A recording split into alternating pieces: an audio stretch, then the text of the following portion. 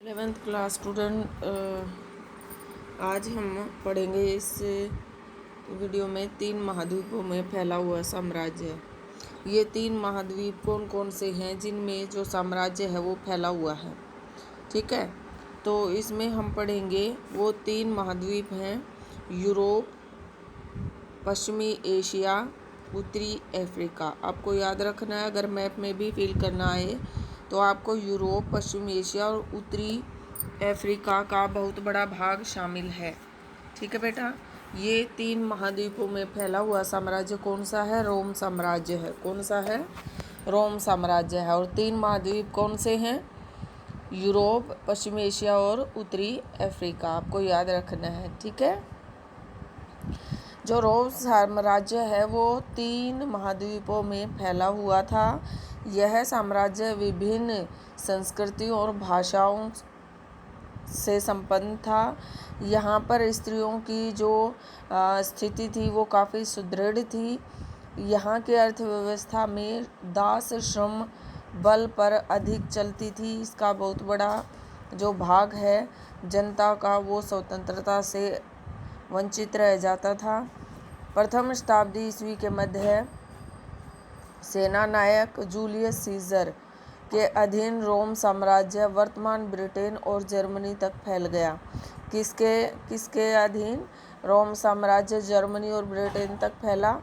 Julius Caesar, आपको नाम याद रखना है, जूलियस सीजर प्रथम शताब्दी में वर्तमान ब्रिटेन और जर्मनी तक फैल गया। रोम साम्राज्य की प्रमुख भाषा कौन सी थी? मुख्य भाषा कौन सी थी? लातीनी भाषा थी, लेकिन बहुत सारे जो लोग हैं वो यूनानी भाषा का ही प्रयोग करते थे। वो यूनानी भाषा के प्रति बहुत गहरा आदर भाव रखते थे। ठीक है, नेक्स्ट है ईसा की 4वीं शताब्दी में सम्राट कॉन्स्टेंटाइन के ईसाई बनने के बाद ही साम्राज्य का काफ़ी सीमा तक ईसाईकरण हो गया। शासन को सुचारू ढंग से चलाने के लिए 4वीं शताब्दी में रोम साम्राज्य को पूर्वी और पश्चिमी 2 भागों में बांट दिया गया। याद रखना है आपको, कॉन्स्टेंटाइन ईसाई बन गए और फिर काफ़ी हद तक जो रोम साम्राज्य है उसका ईसाईकरण हो गया। सुचारू ढंग से शासन को सुचारू ढंग से चलाने के लिए इसके 2 हिस्से कर दिए गए, 2 पार्ट्स में इसको डिवाइड कर दिया गया, पूर्वी और पश्चिमी भाग। ठीक है, जो पूर्वी भाग है, पश्चिमी भाग है, वो सीमावर्ती क्षेत्र जैसे गोथ, विसिगोथ, वेंडल व अन्य जनजातियों के बीच में बटा और रोम के बीच की स्थित व्यवस्थाएं बिगड़ने लगी। ये व्यवस्थाएं व्यापार, सैन्य भर्ती तथा बसने से जुड़ी थी। 7वीं शताब्दी ईस्वी से 15वीं शताब्दी ईस्वी के बीच पूर्वी रोमन साम्राज्य की अधिकांश भूमि पर अरब साम्राज्य ने अधिकार कर लिया। अब इसके कुछ इम्पोर्टेंट जो फैक्ट्स हैं वो हम करेंगे। पहला है ताचीन। ताचीन का क्या अर्थ है? ताचीन का अर्थ है वृहत चीन, बहुत बड़े हिस्से पे जिसका अधिकार है। गणतंत्र यानी कि जो रोमन साम्राज्य है उसके बारे में हम बात कर रहे हैं। रोमन साम्राज्य में क्या है? रोमन साम्राज्य में गणतंत्र एक ऐसी शासन प्रणाली थी जिसमें वास्तविक सत्ता सेनेट नामक संस्था में निहित थी। सेनेट नामक संस्था, सेनेट क्या थी? धनी व उच्च वर्ग के लोगों की एक संस्था थी। गृह युद्ध क्या होता है? गृह युद्ध देश के भीतर सत्ता प्राप्त करने अथवा अन्य किसी बड़े उद्देश्य की प्राप्ति के लिए आपसी संघर्ष करना, सशस्त्र विद्रोह करना गृह युद्ध की स्थिति उत्पन्न करता है, गृह युद्ध कहलाता है। फिर है बलात भर्ती। बलात भर्ती क्या होती है? बलात भर्ती में ये होता है कि ऐसी व्यवस्था जिसमें देश के कुछ वर्गों समूहों के वयस्क पुरुषों को ज़बरदस्ती सेना में भर्ती कर दिया जाता है, या उनको ऐसी कंडीशन लगा दी जाती है कि उनको जो युवा हैं वो सेना में भेजने होंगे सेवा कार्य करने के लिए। ठीक है, सेंट ऑगस्टीन उत्तरी अफ्रीका के हिप्पो नामक नगर के बिशप थे। बिशप क्या होते हैं? जो चर्च में काम करते हैं उन्हें बिशप कहते हैं। बिशप ईसाई समुदाय के अति महत्वपूर्ण तथा शक्तिशाली लोग होते हैं। संविदा पत्र अत्यधिक औपचारिक दस्तावेज जो प्राय व्यावसायिक लिपिकों द्वारा लिखे जाते थे। व्यावसायिक लिपिक जिनको आप लिखने के लिए पेमेंट करते हैं। ऋतु प्रवास चारागाहों की तलाश में एक जगह से दूसरे जगह पर अपने भेड़ बकरियों अपने पशुओं के साथ एक स्थान से दूसरे स्थान पर मौसम के अनुसार ऋतुओं के परिवर्तन के अनुसार आना और जाना ऋतु प्रवास कहलाता है। दास प्रजनन दासों की संख्या बढ़ाने के लिए दास प्रजनन पर बल दिया गया। फिर है यहूदी विद्रोह। यह विद्रोह रोम साम्राज्य के विरुद्ध जुडिया में हुआ, जिसे रोम वासियों ने यहूदी युद्ध नामक लड़ाई में क्रूरतापूर्वक दबा दिया। अश्वारोही अथवा नाइट वर्ग यह रोम साम्राज्य का परंपरागत रूप से दूसरा सबसे अधिक धनी तथा शक्तिशाली वर्ग था। एकाश्म का शाब्दिक अर्थ होता है किसी बड़ी चट्टान का टुकड़ा। ईसाईकरण विभिन्न जनसमूहों के बीच ईसाई धर्म के प्रचार की प्रक्रिया। सोलिडस या रोमन सम्राट कॉन्स्टेंटाइन द्वारा चलाया गया सोने का एक सिक्का था। सोलिडस आपको याद रखना है क्या था, एक सोने का सिक्का था। दिनारिथस रोम साम्राज्य में प्रचलित लगभग शुद्ध चांदी का सिक्का। तो शुद्ध चांदी का सिक्का दिनारिथस।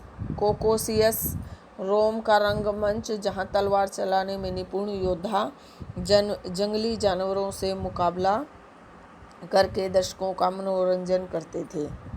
ठीक है, फिर नेक्स्ट आपका क्वेश्चन बन रहा है कि अगर आप रोम साम्राज्य में रह रहे होते तो कहाँ रहना पसंद करते, गाँवों में या शहरों में। तो इसका आंसर आप अपनी मर्जी के अनुसार दे सकते हैं कि आप कहाँ रहना ज़्यादा पसंद करते हैं, गाँव में रहना पसंद करते हैं या शहरों में रहना पसंद करते हैं। जैसे यदि मैं रोम साम्राज्य में रह रहा होता तो मैं नगरों में रहना पसंद करता। क्यों करते, क्योंकि वहाँ पर सारी सुविधाएं आसानी से उपलब्ध हैं। एक ही जगह पर आपको सारी चीज़ें मिल जाती हैं। अनाज की कोई कमी नहीं होती है, जब चाहे आप खरीद के ला सकते हैं। इलेक्ट्रिसिटी की सुविधा है, पानी की सुविधा है, रहने की सुविधा है। कोई भी काम धंधा आसानी से आपको मिल जाता है काम करने के लिए। मनोरंजन के लिए सारे साधन आपको वहाँ पर उपलब्ध हो जाते हैं। ठीक है, अकाल के दिनों में भी जो ग्रामीणों की बजाय शहरों के अंदर बेहतर सुविधाएं प्राप्त होती हैं, हर एक चीज़ आपको उपलब्ध हो जाती है। ठीक है, फिर है नेक्स्ट क्वेश्चन आपका बन रहा है कि यदि अगर त्राजन भारत पर विजय प्राप्त करने में वास्तव में सफल रहे होते और रोम वासियों का इस देश पर अनेक सदियों तक कब्जा रहा होता तो आप क्या सोचते हैं, भारत वर्तमान समय के देश से किस प्रकार भिन्न होता। तो इससे रिलेटेड आंसर बनेगा आपका, यदि भारत अनेक सदियों तक रोम वासियों के अधीन रहा होता। वैसे तो हम औपनिवेशिक शासन रहा है हमारे अंग्रेज़ों का, लेकिन रोम वासियों की बात हो रही है। तो यहाँ पर वर्तमान के समय में देश से निम्नलिखित दृष्टियों से भिन्न होता। कैसे, भारत में लोकतंत्र के स्थान पर राजतंत्र होता, सोने के सिक्के प्रचलित होते, ग्रामीण क्षेत्र नगरों द्वारा शासित होते, राज्य का राजस्व का बड़ा स्रोत होता, ईसाई धर्म देश का राजधर्म होता, मनोरंजन के मुख्य साधन सर्कस, थिएटर, तमाशे, जानवरों एवं तलवारबाजों की लड़ाइयाँ होती, दास प्रथा प्रचलित होती यहाँ पर, भारत का व्यापार देश के पक्ष में होता। ठीक है, नेक्स्ट है अध्याय को ध्यानपूर्वक पढ़कर उसमें से रोमन समाज और अर्थव्यवस्था को आपकी दृष्टि में आधुनिक दर्शाने वाले आधारभूत अभिलक्षण चुनिए। देश में स्वर्ण मुद्राएं प्रचलित थी। समाज कैसा होता, ऐसा होता। द्वितीय श्रेणी के परिवारों की वार्षिक आय 1000 से 1500 पाउंड सोना थी। सम्राट अपनी मनमानी नहीं कर सकते थे। नागरिक अधिकारों की रक्षा के लिए कानून का सक्रिय रूप से प्रयोग किया जाता था। समाज में एकल परिवार का व्यापक रूप से चलन था। अर्थव्यवस्था कैसी होती, साम्राज्य में बंदरगाहों, खानों, खदानों, ईंट भट्टों आदि की संख्या बहुत अधिक थी। परिणाम स्वरूप देश का आर्थिक ढांचा काफी मजबूत था। रोमन साम्राज्य का व्यापार विकसित था। गैलीली में गहन खेती की जाती थी। उत्पादकता का स्तर बहुत अधिक ऊंचा था। जल शक्ति से मिलें चलाने की प्रौद्योगिकी उन्नत थी। साम्राज्य में सुगठित वाणिज्य तथा बैंकिंग व्यवस्था थी। धन का व्यापक रूप से प्रयोग होता था। अब है कि रोमन साम्राज्य किन महाद्वीपों में फैला हुआ था। रोमन साम्राज्य यूरोप, पश्चिमी एशिया, उत्तरी अफ्रीका के भाग में फैला हुआ था। इसके इतिहास को जानने के लिए कौन कौन से स्रोत हैं? पाठ्य सामग्री है, प्रलेख, दस्तावेज हैं, भौतिक अवशेष हैं। ठीक है। और रोम साम्राज्य फरात और जो ईरान के साम्राज्य क्वेश्चन बन रहा है आपका, रोम तथा ईरान के साम्राज्यों को क्या चीज़ अलग करती थी? भूमि की एक संकरी पट्टी जिसके किनारे फरात नदी बहती थी। ठीक है। रोम साम्राज्य के प्रशासन के लिए किन दो भाषाओं का प्रयोग किया जाता था? मैंने आपको पहले भी बताया था, लातिनी भाषा और यूनानी भाषा का। रोम साम्राज्य के संबंध में प्रिंसिपेट क्या था? प्रिंसिपेट वह राज्य था जो रोम के प्रथम सम्राट अगस्टस ने 27 ईस्वी पूर्व में स्थापित किया था। किस साम्राज्य की सेना बलात् भर्ती वाली थी? फारस के राज्य की जो सेनाएं थी वो बलात् भर्ती वाली थी। रोम साम्राज्य की सेना की दो विशेषताएं: व्यावसायिक सेना थी जिसमें प्रत्येक सैनिक को वेतन दिया जाता था। प्रत्येक सैनिक को कम से कम 25 वर्ष तक सेवा करनी पड़ती थी। रोम के राजनीतिक इतिहास के 3 प्रमुख खिलाड़ी कौन थे? राजा, अभिजात वर्ग और सेना। रोम में सेनेट की सदस्यता का आधार क्या था? रोम में सेनेट की सदस्यता का आधार धन एवं पद प्रतिष्ठा थी। रोम के सम्राट अगस्टस का शासनकाल किस बात के लिए जाना जाता है? शांति के लिए जाना जाता है। ठीक है। दिनारियस क्या था? चांदी का सिक्का था जिसमें 4.5 ग्राम शुद्ध चांदी होती थी। ठीक है। सम्राट गैलिनस ने सत्ता को सेनेटरों के हाथों में जाने से रोकने के लिए क्या कदम उठाए? गैलिनस ने नवोदित प्रांतीय शासक वर्ग को सुदृढ़ बनाया, सेनेटरों को सेना की कमान से हटा दिया और उनके द्वारा सेना में सेवा करने पर रोक लगा दी। ठीक है। ईरान में सार्वजनिक स्नान का विरोध क्यों हुआ? ईरान के पुरोहित वर्ग का मानना था कि सार्वजनिक स्नान से जल अपवित्र होता है, इसलिए उन्होंने इसका विरोध किया। ठीक है। रोम साम्राज्य में शहरी लोगों को उच्च स्तर के मनोरंजन उपलब्ध है। उदाहरण दीजिए। रोम के कैलेंडर से पता चलता है कि एक वर्ष में कम से कम 176 दिन थे। वहाँ कोई न कोई मनोरंजन कार्यक्रम अवश्य होता था। एम्फोरा क्या थे? एम्फोरा एक प्रकार के मटके एवं कंटेनर होते थे।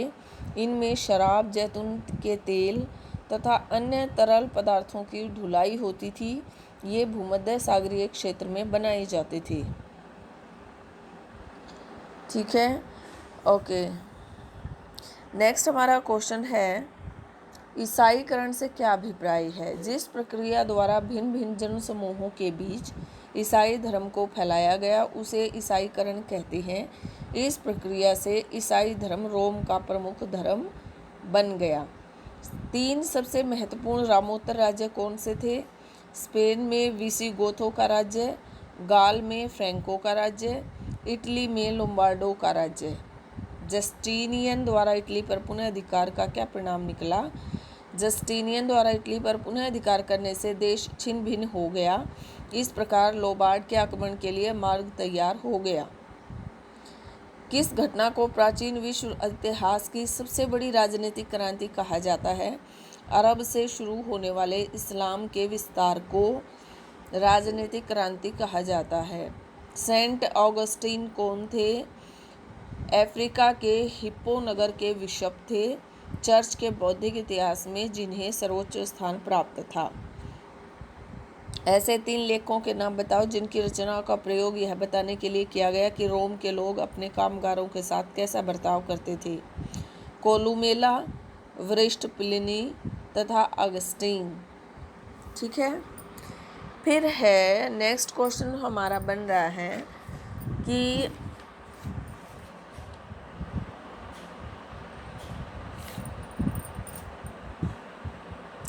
रोम साम्राज्य के संदर्भ में प्रिंसिपेट से क्या अभिप्राय है?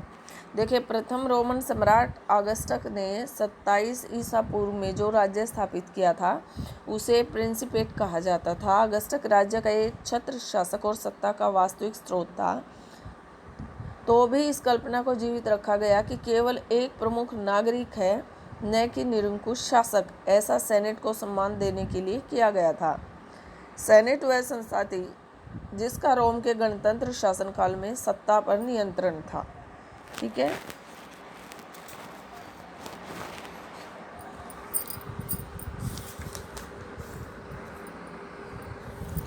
नेक्स्ट क्वेश्चन बन रहा है आपका कि रोम साम्राज्य के पतन के क्या कारण थे। तो यहाँ पर देखिए, रोम साम्राज्य के पतन की प्रक्रिया पश्चिम से आरंभ हुई। रोम साम्राज्य का पश्चिमी भाग बाहरी आक्रमणों के कारण विखंडित हो गया। ये आक्रमण उत्तर की ओर से जर्मन मूल के समूहों ने किए थे। उन्होंने साम्राज्य के सभी बड़े प्रांतों को अपने अधिकार में ले लिया और अपने अपने राज्य स्थापित किए। इनमें से सबसे महत्वपूर्ण थे स्पेन में विसिगोधों का राज्य, गाल में फ्रैंको का राज्य, इटली में लोबार्डो का राज्य। 533 ईसा में सम्राट जस्टिनियन ने अफ्रीका को वेंडेलों के अधिकार से मुक्त करवा लिया। उसने इटली को भी मुक्त कराकर उस पर फिर से अधिकार कर लिया, परंतु इटली पर पुनः अधिकार से देश को क्षति पहुंची, क्योंकि इससे देश छिन्न भिन्न हो गया और लोबार्डो के आक्रमण का मार्ग प्रशस्त हो गया।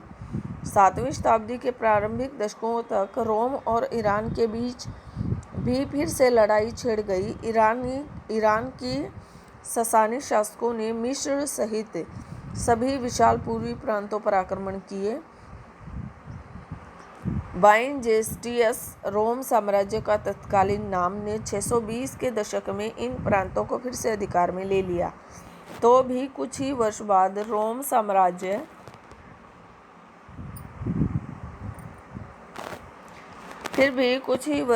पश्चात रोम साम्राज्य दक्षिण पूर्व की ओर से एक बहुत ही जोरदार धक्का लगा, जो रोम साम्राज्य के लिए घातक सिद्ध हुआ।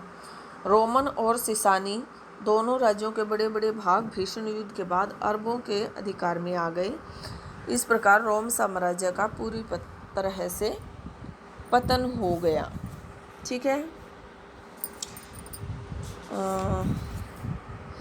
अब नेक्स्ट क्वेश्चन आपका बन रहा है कि रोम की इस व्यवस्था में दासों तथा वेतनभोगी मजदूरों की क्या भूमिका थी। तो भूमध्य सागर और पश्चिमी Asia, it's very important question. भूमध्य सागर और पश्चिमी एशिया दोनों ही क्षेत्रों में दासता की जड़ें बहुत गहरी थी। ऑगस्टस के शासनकाल में इटली की कुल 75 लाख की आबादी, 30 लाख जो इसमें श्रमिक थे या दास थे। 4वीं शताब्दी में ईसाई धर्म के राज्य धर्म बनने के बाद भी दास प्रथा जारी रही। दास को पूंजी निवेश की दृष्टि से देखा जाता था। 1ली शताब्दी में शांति स्थापित होने के साथ जब लड़ाई झगड़े कम हो गए तो दासों की आपूर्ति में कमी आने लगी। इसलिए दास श्रम का प्रयोग करने वालों को दास प्रजनन अथवा वेतनभोगी मजदूरों जैसे विकल्पों का सहारा लेना पड़ा। वेतनभोगी मजदूर दासों से सस्ते पड़ते थे, क्योंकि उन्हें आसानी से छोड़ा और रखा जा सकता था। इसके विपरीत दास श्रमिकों को वर्ष भर रखना पड़ता था और पूरे वर्ष उन्हें भोजन देना पड़ता था तथा उनके अन्य खर्च उठाने पड़ते थे। फलस्वरूप दास श्रमिकों को रखने की लागत बढ़ जाती थी। इसलिए बाद की अवधि में कृषि क्षेत्र में अधिक संख्या में दास मजदूर नहीं रहे। अब इन दासों और मुक्त किए हुए दासों को व्यापार प्रबंधक के रूप में व्यापक रूप से नियुक्त किया जाने लगा। मालिक प्रायः उन्हें अपनी ओर से व्यापार चलाने के लिए पूंजी देते थे। कभी कभी वे अपना पूरा कारोबार उन्हें सौंप देते थे। सच तो यह है कि समय बीतने के साथ साथ वेतनभोगी मजदूरों की संख्या बढ़ने लगी। 5वीं शताब्दी के अंतिम वर्षों में सम्राट एनेस्टेसियस ने ऊंची मजदूरियां देकर श्रमिकों को आकर्षित किया और 3 सप्ताह से भी कम समय में दारा शहर का निर्माण किया। 6वीं शताब्दी तक भूमध्य सागरीय क्षेत्र के भाग में वेतनभोगी श्रमिक बहुत अधिक फैल गए।